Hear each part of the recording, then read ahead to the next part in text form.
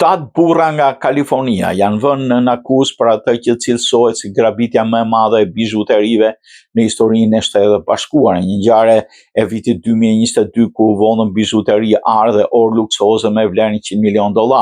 Ngjarja kishte mbetur mister për gati 3 vite, sipas autoriteteve, autorët e ndoqën kamionin që transportonte bizhuteritë për 485 kilometra nga San Francisco deri në Kaliforni ku kryen goditjen.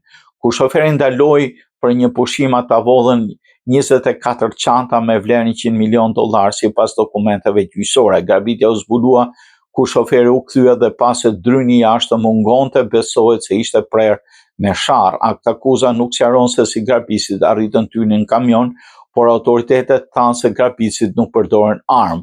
Të 7 do përballen me 2 akuza për komplot për kryer vjedhje nga kërkesa ndërshtetërore, ndërsa 5 prej tyre përballen dhe me akuzën për komplot për një tregti me anë të grabitjes. Disa nga beshutoritë u arrit të gjenden gjatë disa kontrolleve në zbatim të vendimit të gjykatës, por një avokat që përfaqëson disa prej pronarëve i tha BBC se nuk e dinte saktësisht se sa ishin rikuperuar.